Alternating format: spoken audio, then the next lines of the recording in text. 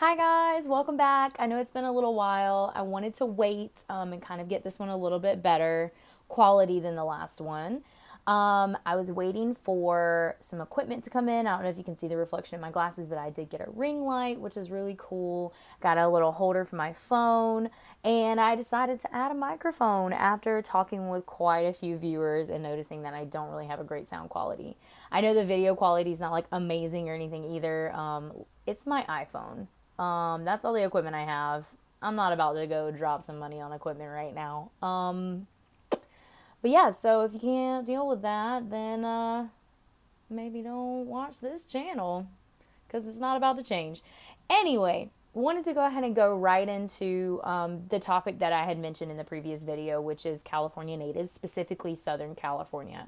That's where I live, and it's the area that I was interested in. Mostly why I decided to do this topic is I kind of went around and was asking people like about the history of the area, and I realized that most people that grew up here, whether I met them at work or if they were just friends of mine that I know, they don't really know a lot about it, about any of it, let alone the natives. The natives were like super nothing. I got nothing from them. They didn't know the names of the tribes. They didn't know what they did or where they were or where they were located or anything. And I know in Georgia, when I was coming up through school, we had to learn, I believe it was in my freshman year of high school, we had to take Georgia history, where we learned like the origins of Georgia, how it was founded, who founded it, what kind of natives were in the area prior to European contact. So, you know, you learn about the Cherokee and all kinds of stuff, the Apache. You know, we learned about Native Americans in school. I do remember learning that. So I wanted to talk about the natives that are in this particular area. I don't think anybody really knows about like Western Native Americans. A lot of people know about like natives that came from the Mexico area, particularly the Aztecs. Like you probably know the Aztecs, you probably know the Mayans, you know about Tenochtitlan. Like those words will probably ring bells. Like you'll probably recognize some of them, but you would not know something like Chumash or Tatavian, you know, and you may not even know anything about the Aztecs, and that's totally fine. What's cool is I learned about it, so I can tell you. So the Chumash were natives to this like little valley area. They were more like near the Santa Ynez Mountains, Santa Monica, sometimes like the Channel Islands. So would have been like maybe the Santa Barbara area as well, which is cool. So they were like pretty spread out.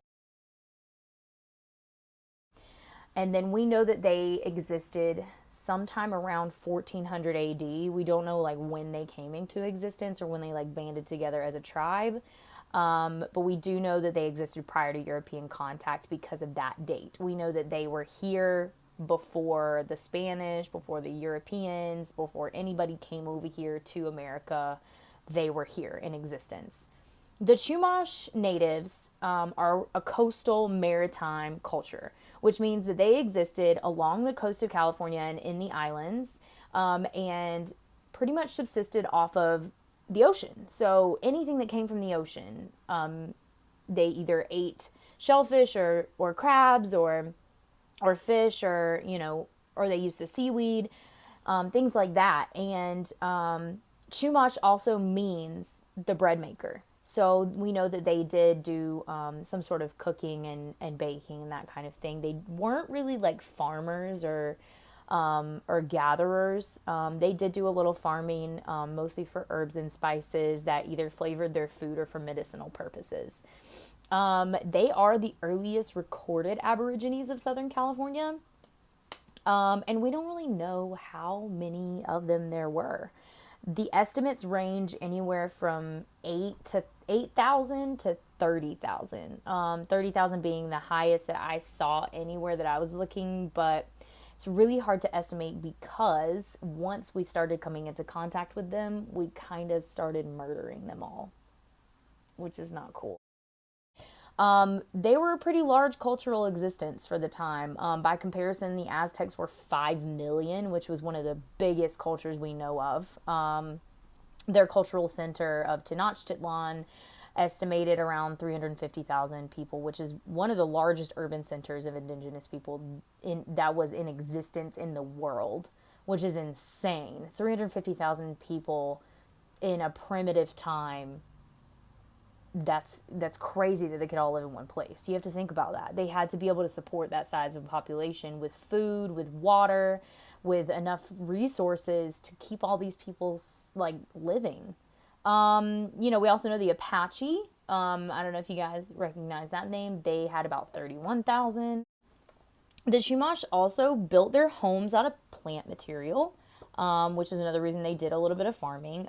They named them the Opops. I think that's the right way to say it. We know that the language that they spoke was what we call Uto-Aztecan, which is one of the most ancient native languages that we know of today. The language is now extinct. The last native speaker, her name was Mary Yee. She died in 1965. So a lot of the cultures now, they are trying to kind of revamp and relearn the things that they have maybe lost. So even though the languages are extinct, they may still be learning them on the reservations and teaching young natives the language of their ancestors, which is really cool. We know that there were 6 languages the Chumashan spoke: Northern Chumashan, Southern Chumashan, Central Chumashan, and those all broke down into further categories. It equals out to 6. I'm not going to even try to pronounce all the names. I have them written here so that I could maybe talk about them, but I'm going to be realistic and I'm going to not try those out. There's a lot of them, and they have Inye's, like in Spanish, and they have a lot of Q's, and one of them has an apostrophe in, and there's no way I know how to say that. So, anyway, we'll move on. They're really cool natives because they were known for like rock art and cave painting, which is neat. Like you always hear about like the cavemen and how they like painted stick figures on cave walls, but these were natives that actually depicted histories and important stories for their culture on cave walls, which is really, really cool. Because we can look back at those things and interpret them as documentation of those people. We can know that they were there during that time and perhaps what they were feeling or seeing or observing during those days, which is really, really cool to be able to look back at. The other thing that we can assume is that they had some sort of contact with a Polynesian culture. Polynesian culture meaning the tribes from Tahiti, Hawaii, they all had very similar boating techniques and also very similar shapes of like hulls and design of the ships. And when I say ships, I mean like modified canoes. They were very small. They may or may not have had sails at some points, and they definitely had paddles. They would not have held a ton of people like we think of these giant ships that brought people over on the Mayflower like from Europe. These are much smaller. They were meant basically for traveling to other places and for gathering food and supply. The other cool thing about them is that they had a third gender identification. And when I say a third identification, meaning the 2 basic conforming genders, male and female, and then they had a third one known as the Aki, or Akwi. I'm not really sure exactly how that's pronounced, but it was genetically males who dressed and performed tasks that were typically dominated by females.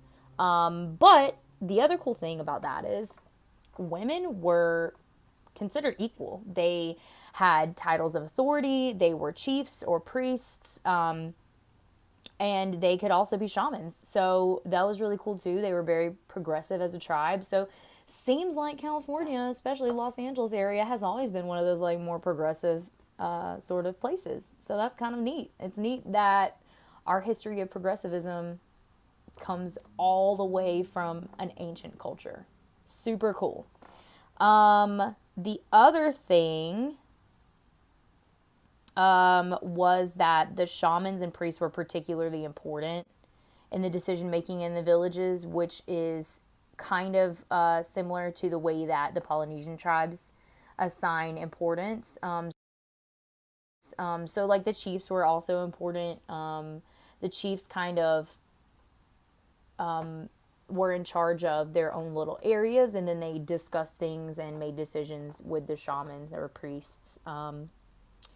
As with most native tribes, though, they did die of disease and colonization. It decimated the population and wiped most of them out. Today, they do have a reservation. They're the Santa Barbara area, but they're the only federally recognized tribe is the Santa Ynez Band of Chumash Indians, which is what they call themselves. They also have a really cool casino where you can go and play games and stuff, which is neat. Yeah, and you can visit their website and learn more about that if you like. I think that what's important about history is you have to realize that history gets written by what we deem, quote, the winners. And by the winners, I mean the ones that wipe out other populations and write history the way that they see it. It's about perspective, and you're welcome to take whatever you learn from me in these videos and make your own opinions. It's really cool that you can kind of interpret history that way. So yeah, that's one of the huger tribes for the Southern California area. There are some other ones.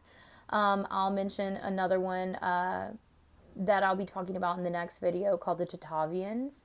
They are a much smaller culture that were native to the Antelope Valley area, which is a little bit nearer to where I live. I live in the Burbank, like North Hollywood Valley area. Antelope Valley is like right down the road. So yeah, so those are the ones that I kind of focused on. For the next video, I'm going to be showing a little bit of footage of a volunteer opportunity that I got to take part in and learn a little bit from the Tatavian elders about the ancient practices of the Tatavian people. I am going this Saturday to go and help them build the village. It's for a museum, and they are using the benefits to help support the tribe, which is not actually federally recognized. So yeah, really cool stuff happening. There are other work dates, so if you guys see the stuff in the next video and want to participate, there's other areas that you can go and volunteer. And then the other really cool thing is I do want to visit the Chumash village in Santa Monica, but you have to make a reservation. And I don't think they'll be super excited if it's just like me there. So I'd love it if you guys came with me. I don't have a day set that I wanted to go, but I'll be glad to talk with you guys. Please message me, Instagram, Facebook, whatever you like, and let me know when you're available, and I will make sure to put you down on the list, and then hopefully we can set up a date for in the future when we can visit these villages and learn a little bit more about cultures that are not our own. So yeah, let me know what you think. Let me know what you learned today, and hit me with those questions. Don't forget to like and subscribe, and let me know what you think. All right, guys, good talking with you. I will see you next video. Have a good night.